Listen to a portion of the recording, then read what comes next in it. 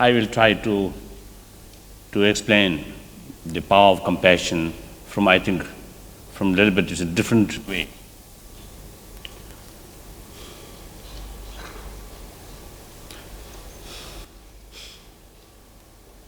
You know,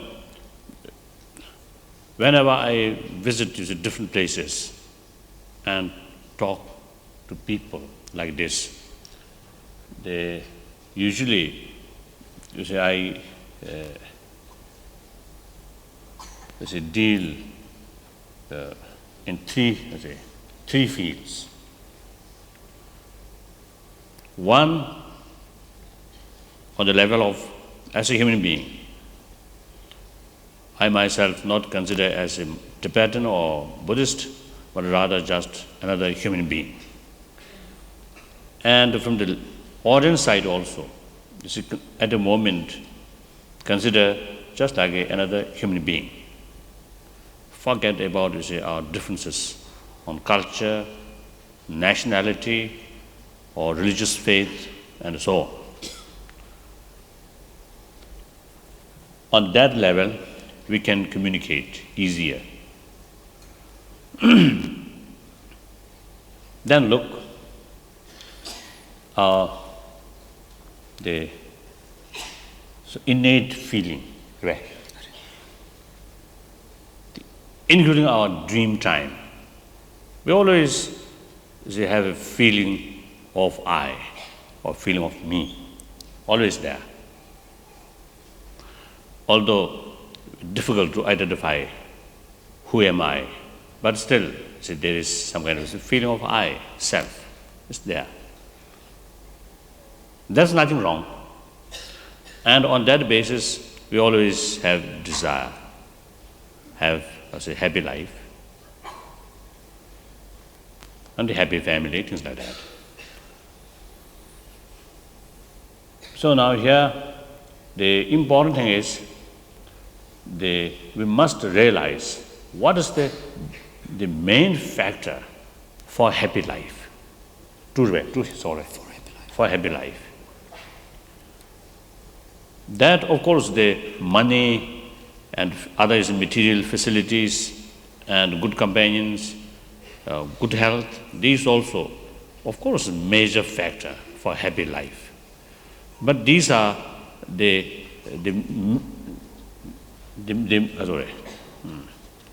only factor, right? So, these are not the only factors. The main factor is, you see, our own mental attitude. That is clear. The example, quite clear. You see, when we have now, for example, some illness, some physical is uncomfortable, or lack of facility. If our mind, they remain calmness, then we can much easier, to endure, these other problem. On the other hand, when our mental state not happy, not peaceful, then even you relax on a, comfortable chair and listen to some music or something, you won't feel happy. So this shows the mental factor is the major factor for happy life. Then again, in our daily life,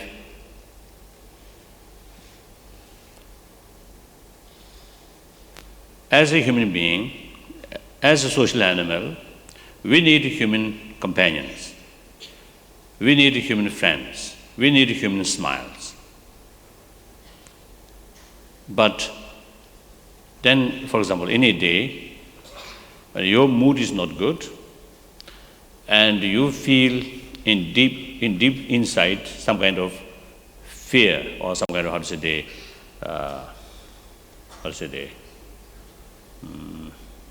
that's unhappy mood there, then it automatically closes our inner door.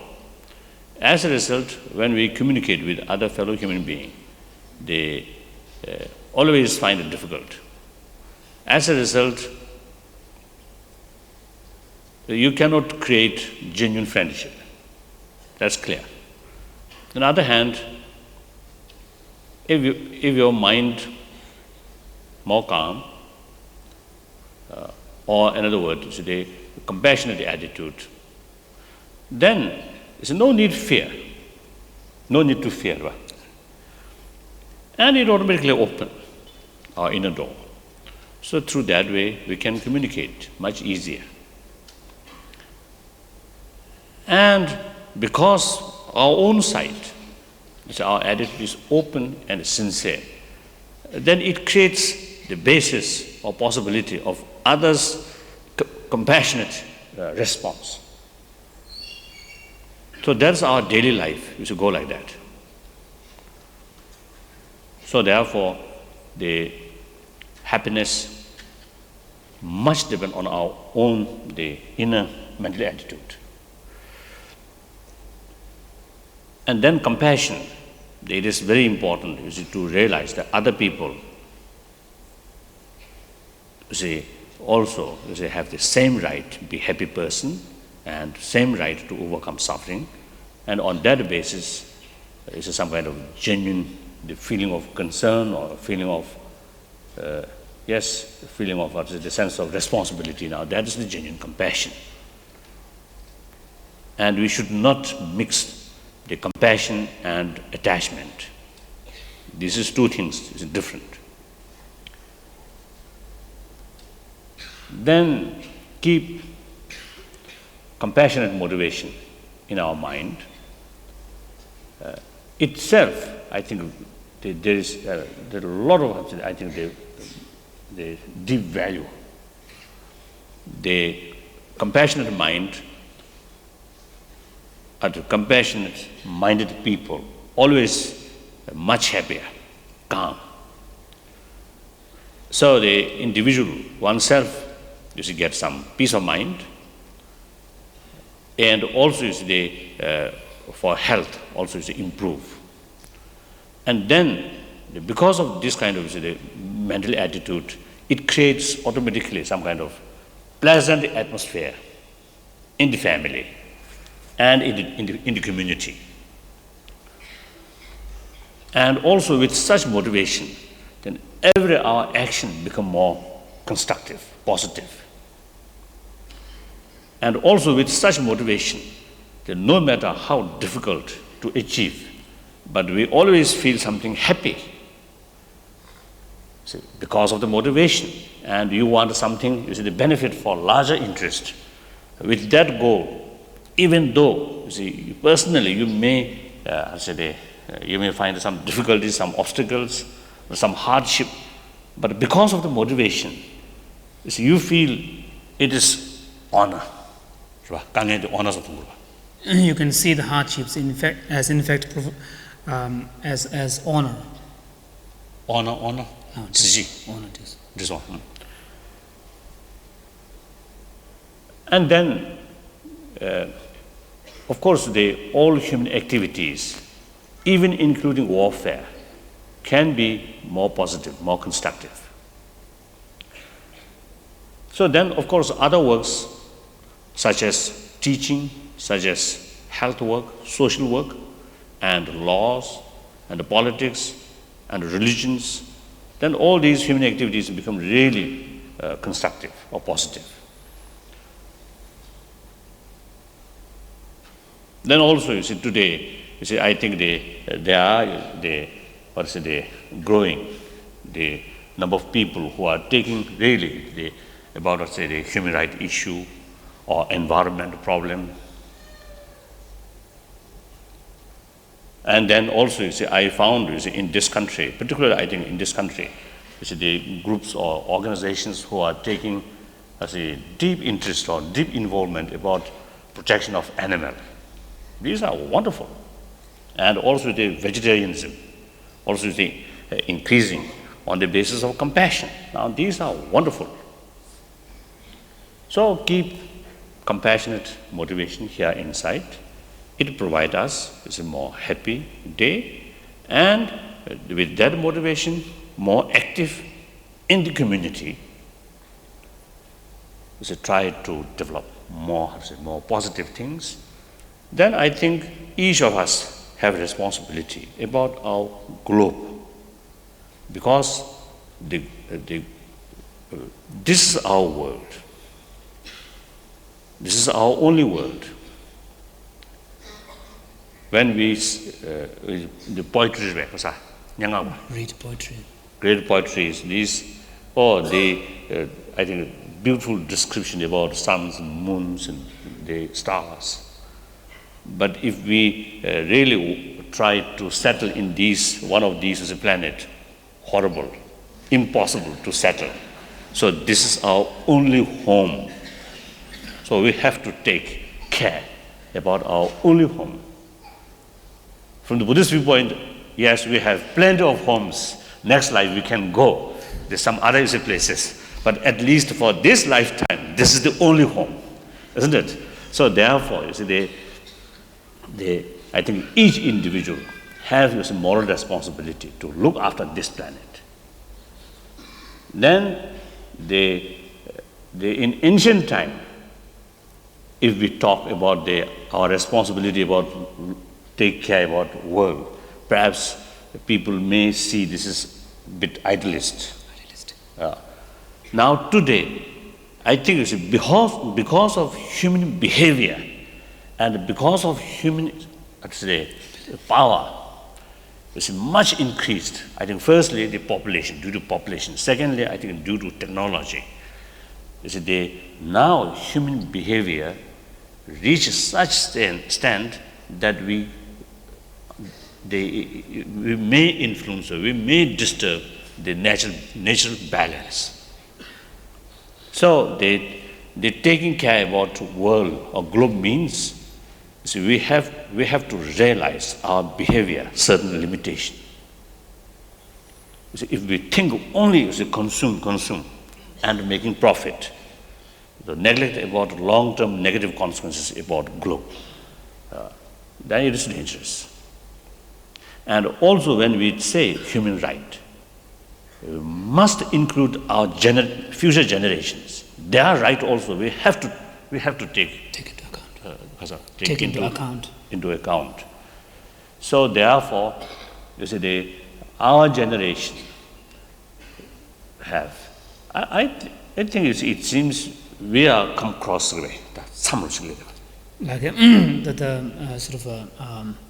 at a crossroad. I think this century, I think everybody can realize that this century seems the most important century of human history. During this century, I think we learned many disasters and also many achievements, great achievements achieved during this century. So as a result of various different kind of experiences, I think humanity become more mature. And our generation, if we go further in wrong direction, I think there is real danger. So now I think in spite of the difficulties or problems such as the former Yugoslavia or Africa and some other places, I think the overall situation, at least the threat of nuclear holocaust, I think much reduced. The totalitarian, the regime, or that kind of the rule of terror, now in the large area of this planet now collapsed, disappear. The democracy, freedom, really I think, and the market-oriented, the economy system also these and much related with the democracy and the freedom. So I think they're gaining more upper hand. And also the science and religion. I think at the beginning of this century or the previous century, people usually consider these simply as two different roads. Right? Incompatible. But today, I think many scientists also they express so they are interest or concern about spiritual values. So that is, I think, on the human level, it is important to realize these things and make contribution as much as we can as an individual. So here we need sense of universal responsibility, sense of global responsibility.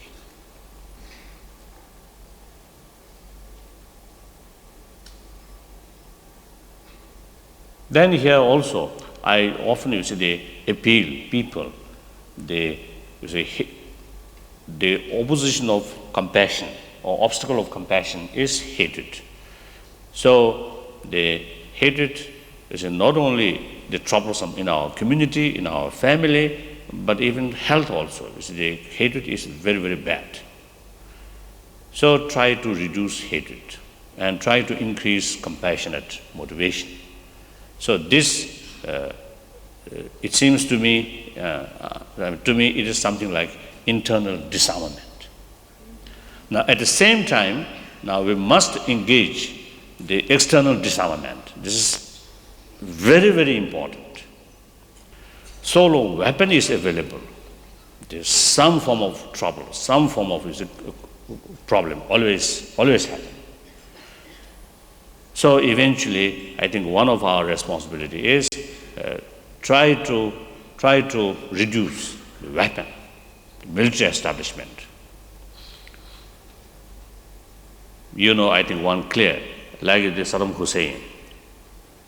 When he invaded Kuwait, everybody they complain or blame on him. Of course, there are some reasons to blame on him, but not whole. Sometimes I also feel some sympathy for him. I think because of military establishment, because of weapon, he got the opportunity to invade. No matter how bad Saddam Hussein, without his military establishment, he cannot do like that.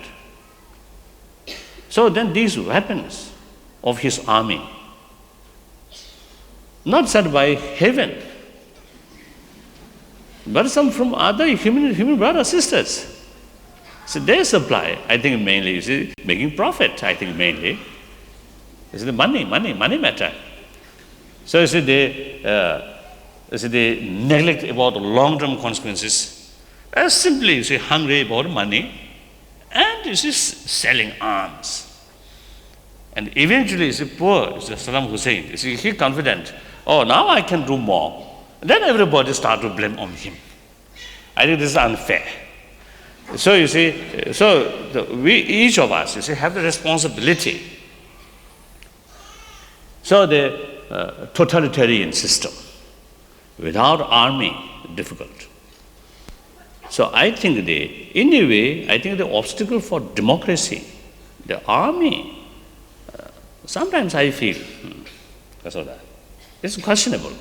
So like I think United States and the free country, I think the system is such a manner. I think I very much impressed us, particularly in the United States, they have to divide power. The legislative and government and these things, laws. It is in any way. Of course, these are. Of course, with this system, then naturally less danger. Otherwise, the military establishment always is dangerous. So therefore, we should think the idea of the demilitarization, the global basis of demilitarization is very essential. But at the same time, the practical.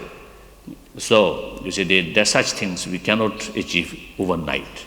So we have to step by step, and also meantime, we should have some kind of the collective military forces, which wherever necessary, you can utilize or you can be sent. Actually, I think in the recent years, the United Nations rules increasing, and the military involvement under the United Nations control. These things now happening. So I think these are, I think itself, the nature itself, evolution itself. Now you see making some new things, new ways. So, as a human being, as a citizen of the world, I think the inner disarmament and external disarmament, these two things are, I think, are the current sort of responsibility. This is one thing. Then second level, as a Buddhist now, as a Buddhist monk, the various different religions. Of course, in spite the different philosophy, different tradition, all have the same message. The essential message is more or less same. That is compassion, love, and kindness, and forgiveness. So these things.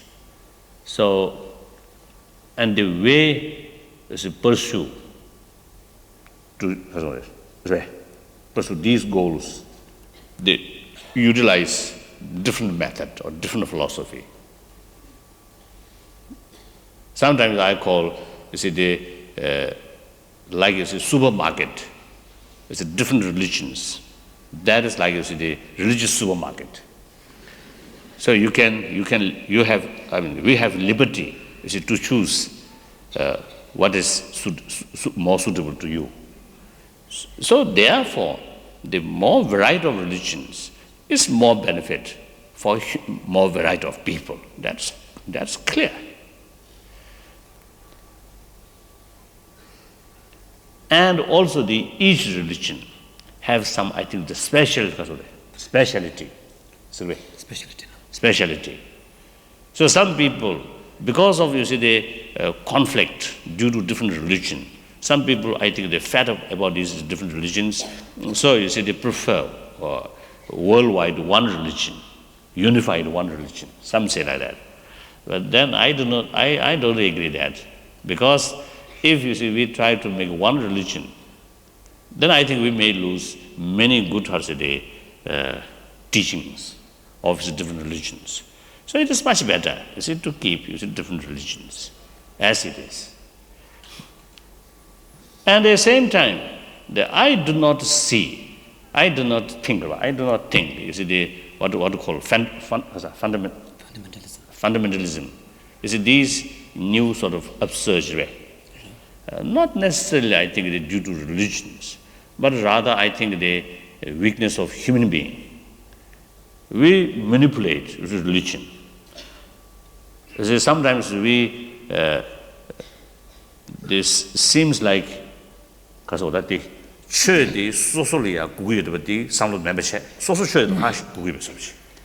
Sometimes we often have the sort of false notion that religion is not there for your benefit, something that you can derive benefit from. Rather, you are serving the religion as if you are being of benefit to the religion. So don't bother about the religious teaching, whether I really follow or practice or implement sincerely or not.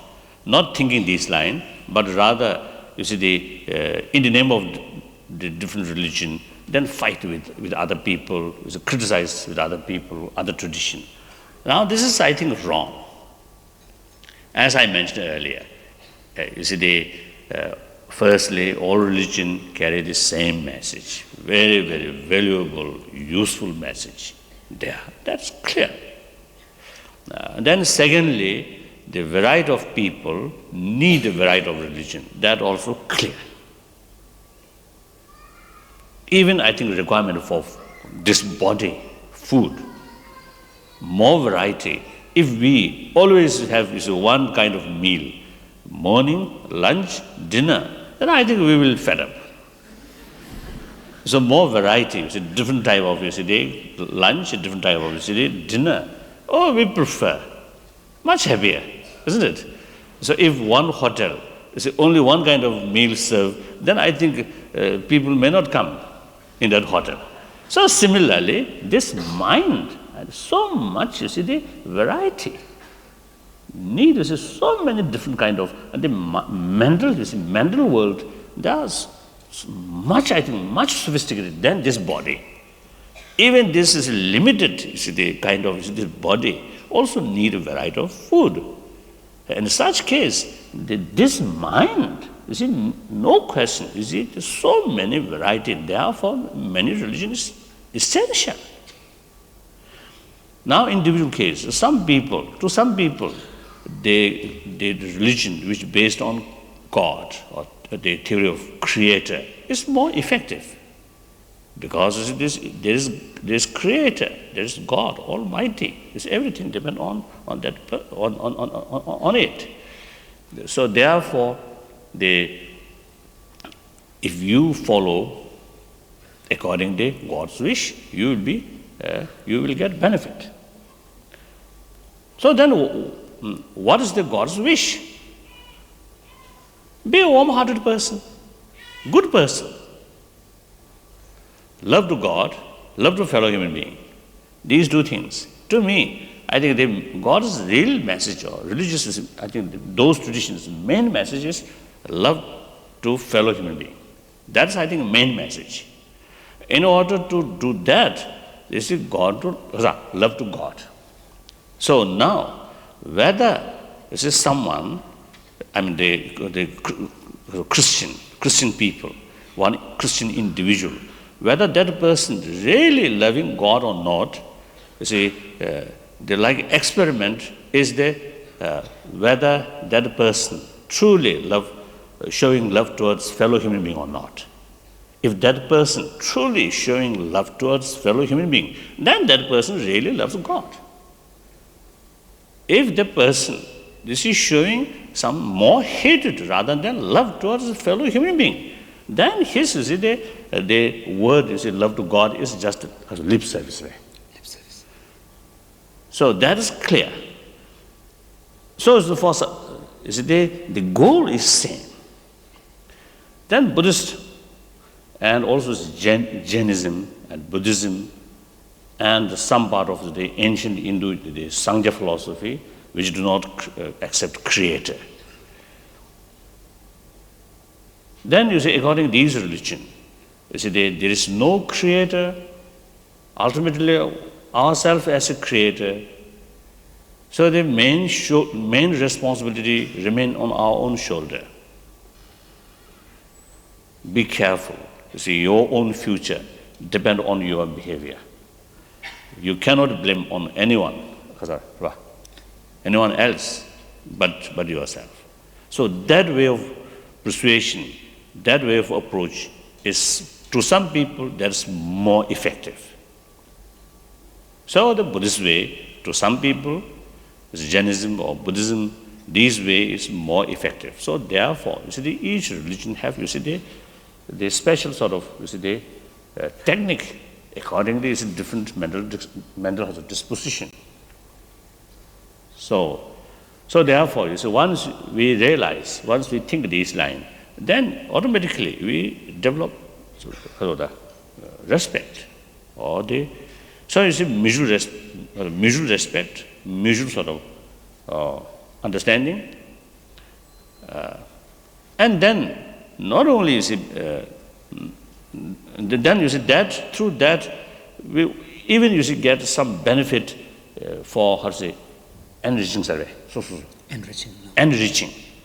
Now, for example, you see, my own case, I learned many good things from Christian practitioners, Christian tradition. Similarly, some Christian brothers and sisters learned some Buddhist technique.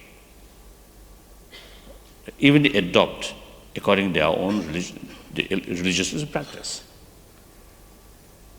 So therefore, you see, they live together harmoniously and exchange different experiences. So it enriched both system or both, you see, tradition. So the recent years now, I think generally among the religious tradition, there is some sense of how to say pluralism is growing. That's, I think, a very positive sign. And as a religious person, I think we also have the responsibility to increase that kind of broad-minded concept. That's very, very essential. Among humanity, I think we have enough, the reasons to fight one another. And then on top of that, even religion, so add on it, I think very bad, I think very sad, very, very unfortunate. Suppose religion is the making harmony between people, but then that very instrument or very factor become another factor for more division among humanity is, I think, very sad. So therefore, this is another level. The unity, harmony between different religions is one of our responsibility, common responsibility. I always try to make a contribution. Sometimes I feel, in this respect, I think I made some contribution, some little contribution. As far as Tibetan Buddhist is concerned, our relation with Christian brothers and sisters is quite, I think, much progress is take place, especially through exchange program. The Tibetan Buddhist monks, nuns visited some Christian monasteries or Christian community and spent, some cases, few weeks, and not only the intellectual discussion, but actually participated in their 24 hours of the spiritual life. So that tremendous benefit. It very, very beneficial to develop deep understanding. So I often feel the closer relation between different religious heads is very essential. Now, for example, say in India, through centuries, the spirit of harmony on the basis of ahimsa or tolerance is through centuries. India has such a wonderful tradition there. Then in recent years, some unfortunate things happen. When such things happen, and then some individual people manipulate this situation, and then religious head, due to lack of personal contact, normally, the lack of personal contact, so there's such critical things happen. Then they cannot come forward. A little bit of hesitation. If normally some closer relations there, then such things happen. Then they can speak out. It's a common language or common word. It will definitely influence. Each religious leader sit on a throne and let's speak. that sometimes create a lot of problem. So I think too much formality. I see some additional obstacle, not good. So I think this is just an example. So the various, I think the part of the world, the religious leader, I think they often meeting. Actually, this morning is my meeting with the Archbishop Canterbury. He mentioned recent time he had some interfaith dialogue. Interfaith dialogue. He mentioned this. Such things are wonderful. So that's, I think, very, very important one. This is one thing. Then thirdly,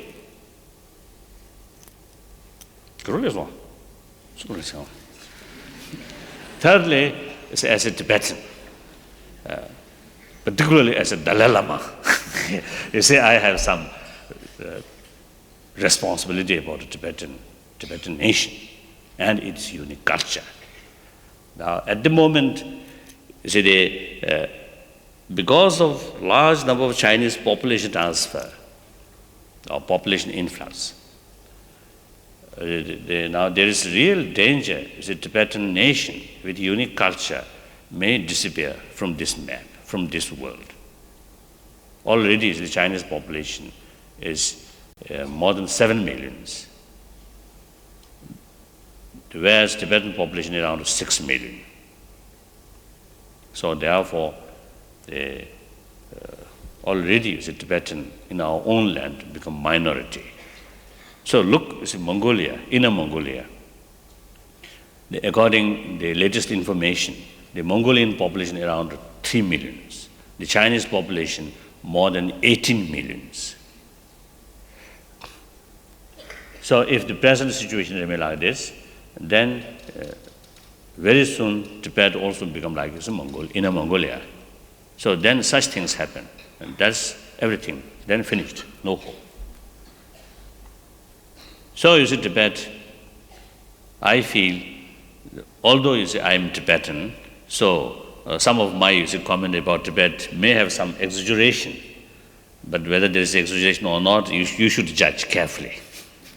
Now, you know, that I feel, firstly, you see, due to geographical situation, Tibet can be a very important role for peace on that continent. In the past, you see, Tibet actually acted as a buffer state between the most two populated nation, China. Now today, more than 1.2 billion of human beings. India, almost I think they 900 millions, isn't it? 900 millions. So you see, these two giants combined, they're almost as half of the world population. So very important. And meantime, the economic difficulties still is there. Of course, although it's China, you see, the recent years, the economic development is very rapidly progressing. It also, you see, unless it's a totalitarian system and the ideology, believing weapon, military force, you see, that concept, that ideology, unless you see the whole system and that kind of ideology change, I think the more economic development means more danger. The manpower is there, nuclear weapon is there, then the ideology, which, you know, the Chairman Mao's is a famous quotation, power comes from, barrel of gun. So actually, you see, we ourselves, you see, experienced, you see, the rule of terror is there. So that is the system. And you see, many people complain like, you see, the former the Chile Pinochet or the present is the Burmese dictators. Of course, very bad.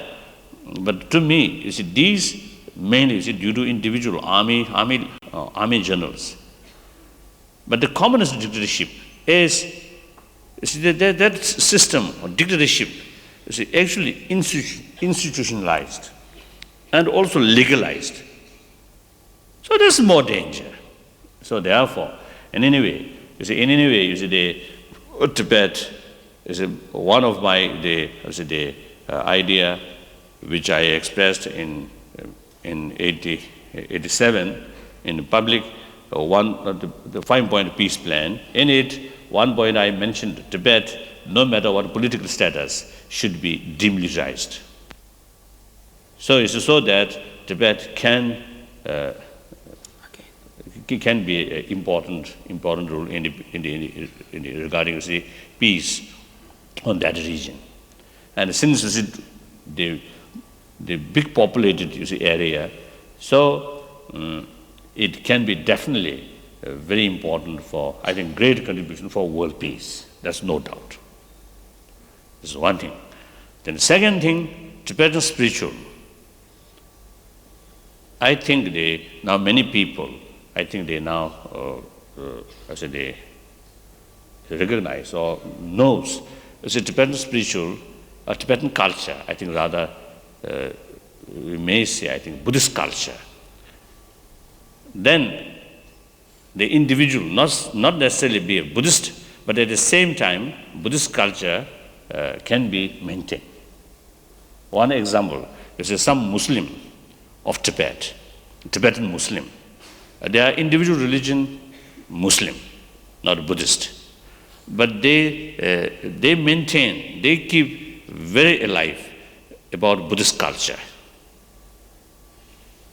So therefore, you see, irrespective of what the individual faith, but as a whole community, that you see, peaceful nature of culture can be preserved or can practice.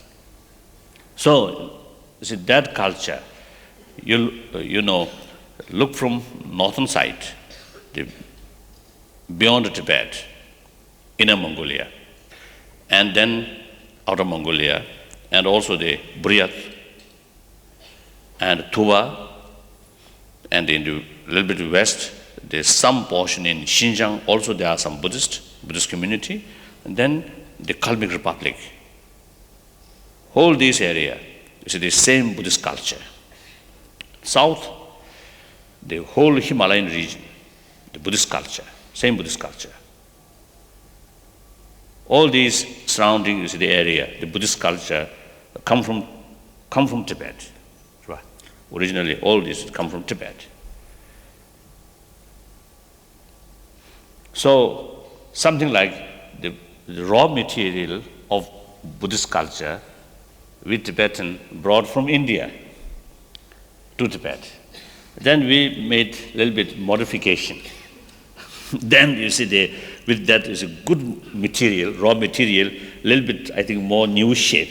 And you see the export of this area. So it seems like that. So in any way, no harm. So all right, isn't it? That export is no harmful, right? No negative things. So therefore, you see the Tibetan culture, Buddhist culture, so that quite a big area in Central Asia. It's a quite large area. And then, most important, to India, Buddhism is one of their own religion. Now, recent time, now they eventually, some revival of Buddhist doctrine, Buddhist subject, Buddha Dharma in India. And in China. After all, in Chinese mind, Buddhism is not alien religion. Buddhism is through centuries, even before Buddhism flourished in Tibet, the China already is Buddhism flourished. So therefore, the Buddhism once in China is flourished, I think, very extensively. So therefore, and then you know, the last few decades in China, the old religion and all other ideology, you see, they suppress, not only suppress, people, you see, cannot learn or cannot practice or cannot learn some kind of prohibition.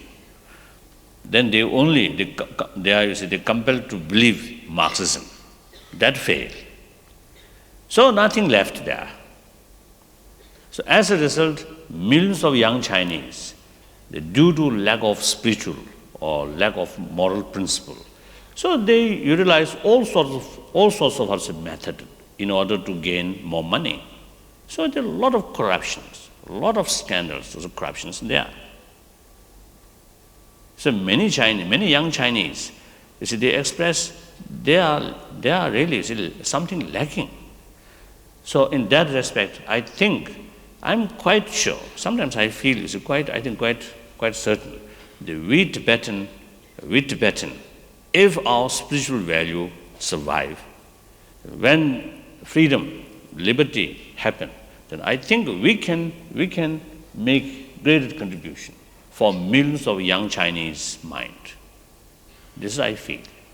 Already, there is some Tibetan who reside in Peking and some other places.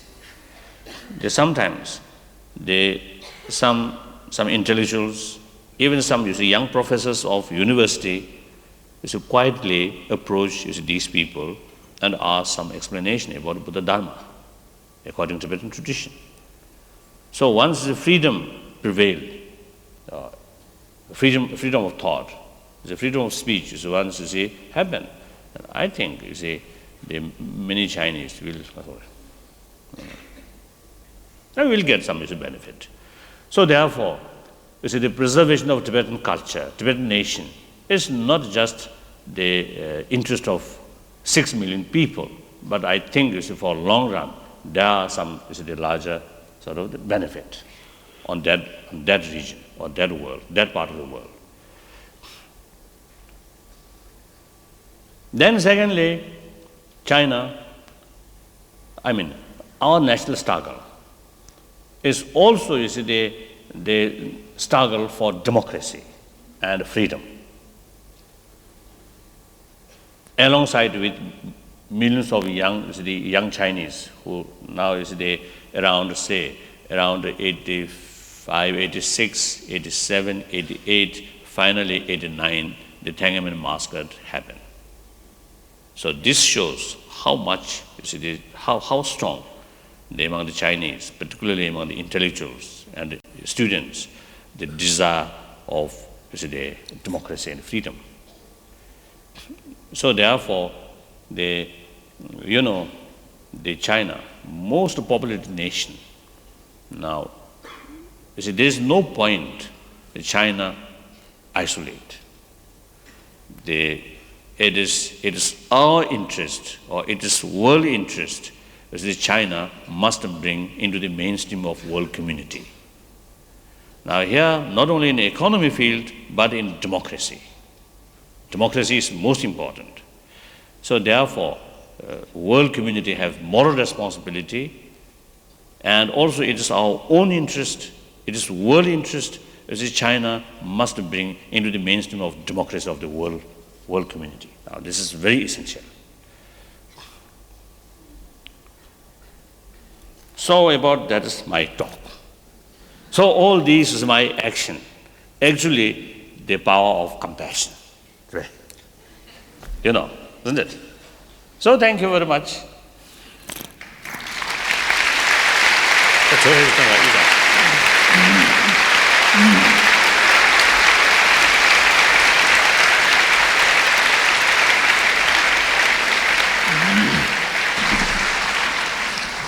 Now just few questions. I would like to explain. What would Your Holiness like the members of the audience to do to help the Tibetan cause?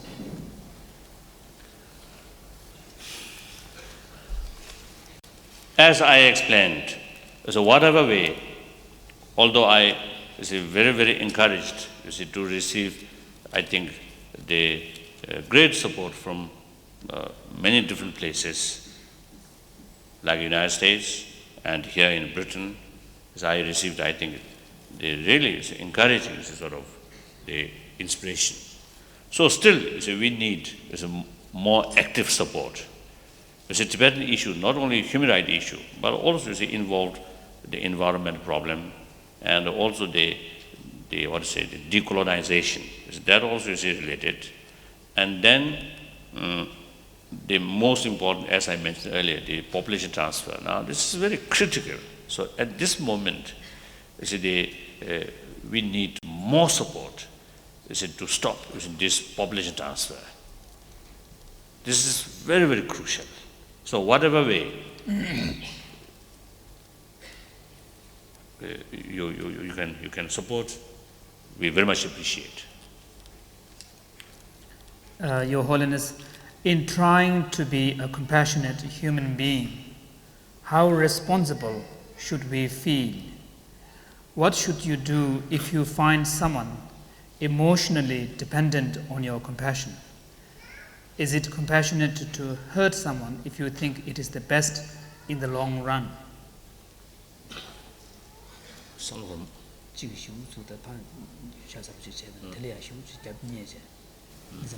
I think, as I mentioned earlier, compassion with wisdom, you should keep in your mind.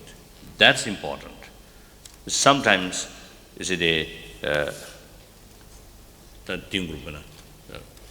wisdom for long-term, short-term interest. It is very important to utilize one's faculty of intelligence to judge the long-term and short-term consequences of one's action.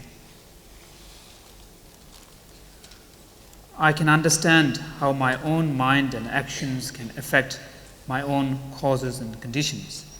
Can it also affect world conditions like hunger, poverty, and other great sufferings of beings everywhere? How? I think it is important. Sometimes we really feel so one individual's action is insignificant. Then think of course the effect should come from generalized, right? Channeling or unified the movement. But then the movement of the society or community or group of people means joining individual. So society means the composition, right? A collection of individual. So initiative must come from individual. And also, unless each individual develops sense of responsibility, then the whole community cannot move. So therefore, it is very essential. I think we should not feel individual effort or meaningless. Should not feel that kind. I think make effort. That's important. Would you advise Western beginners on the Buddhist path to proceed slowly and cover less ground, or to try and learn as much as possible and as many things as possible and proceed faster?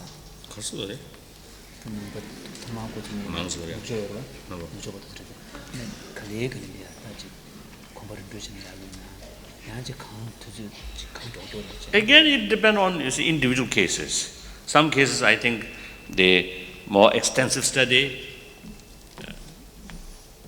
more suitable and more useful. But one thing, it is important to keep in your mind, that is you should realize that the spiritual development takes time. Just overnight. Perhaps some Lama may say, if you follow my teaching, you will gain some spiritual experience within 1 week or 2 weeks. I think that's nonsense.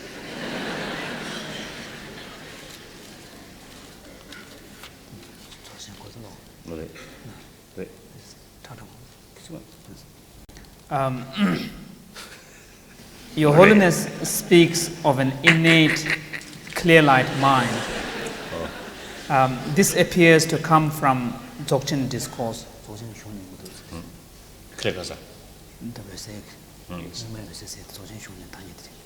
In fact, the concept of an innate mind is the object of refutation by the Prasangika Madhyamika dialectic. Some Gelugpa hierarchs have even considered this Dzogchen tenet to be heretical and non-Buddhist. Yet Your Holiness has developed a way to integrate these two seemingly contradictory views of ultimate nature. Could you explain how Dzogchen is compatible with Lama Tsongkhapa? Firstly, I think you made a mistake. Penanda Sanji said that Sanji assess that the Sanji, the Lord Sanji, cousin and the Tigre, no more shada, Lord Sanji, the Nanzi Chata Shedua. That the Benaya, Sanji the Kunda said that Chishad. And then you got the human Sanji assess that anybody get Kagala. Perhaps Penashana, you will Sanji Vesesha and Negalia, dancing when you were called Giacorio. Denzin Mundia, Denzin Yomori, Yomukia, the Iga, the Rishikundo, Magaba Konkia, the Rishikundo Gasa Chia. Perhaps there might be some confusion here between two quite similar but very different concepts here. One, the innate clear-light mind on the one hand, and what I referred to in my previous talk as innate grasping at a notion of self, enduring self. These two are two different things. Innate grasping at a enduring sense of self, in fact, is still at the conceptual level, where the thought processes are still active, and that's when the innate grasping at self still operates, whereas innate clear light mind becomes manifest only at the very subtlest level. So, 이내다데 clear idea and conceptual 똑바 있는 메시지들이 양 그거는 삼다나 맨다 하네. 삼다 지금 똑바 인사요. 삼다 지금 똑바 메시지가 그거다. but by that time, much of the conceptual thought processes have already ceased their functioning. So these are two different things. But as to the actual nature of clear light mind itself, whether it is still conceptual or non-conceptual, there are divergent opinions on that. And another difference is that here, clear light mind is being generated into insight, perceiving the nature of reality, emptiness.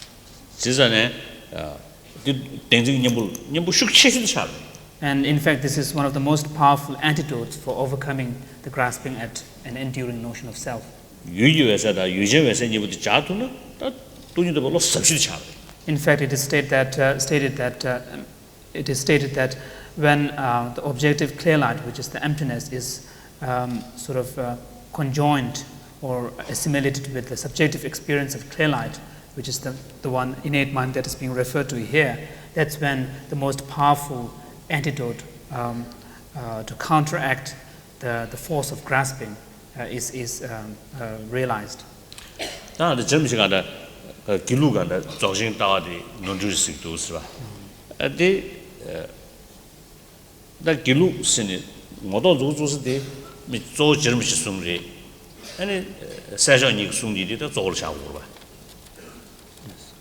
As to some Gelugpa scholars refuting the Dzogchen tenet, I think when we talk about Gelugpa's position or standpoint, we have to identify that more with Lama Tsongkhapa, who is the founder of Gelugpa, his two main disciples' position.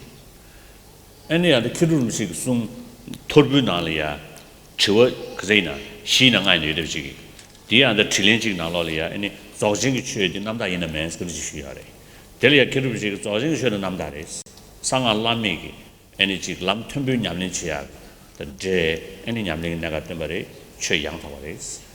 Any Zogilia quarter on the Zute, Zogjing Yamniching Java, Yanchita Katuri, Zimbu Chan, the Ligatone, quarter year, the little young this one.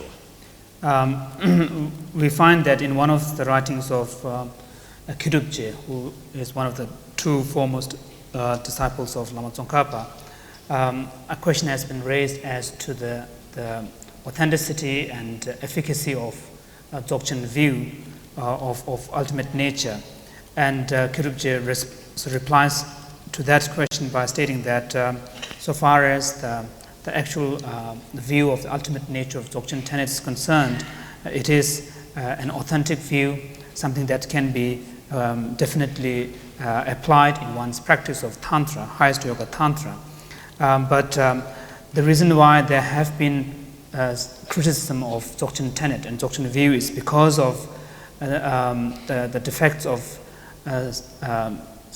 some Dzogchen practitioners who seem to around that time, who seem to demonstrate a certain degree of laxity towards ethical principles. That they are the Kawakaras Lavina and Jidang the Ume Shungne Tawasung de Adi, Yu Tawal Zosiari. Zojing Shunda, Changing Shungne Tawasung, Eugene Tawal Zosiari. But one thing we have to bear in mind here is that the usage of the term view, the right view, the view of emptiness. In the Madhyamika literature, when the view of emptiness is mentioned, often the reference is more towards the objective emptiness, the nature of reality as it is. Whereas when this term view or power is used in the Dzogchen terminology literature and Mahamudra literature, then the reference is more to the subjective experience rather than the emptiness. This is Donganilia, Tawa subject, Yugishan Mechebre, Eugene Shedu Chazanga, not subject Eugene. This distinction, I think, is quite important, and it must be appreciated because If we compare the view of emptiness between Sutra and Tantra from the perspective, from the point of view of the understanding of emptiness itself is concerned, there is no difference.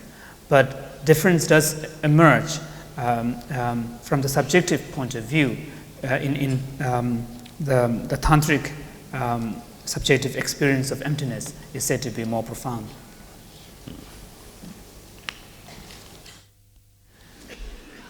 Your Holiness, if you could have 3 wishes,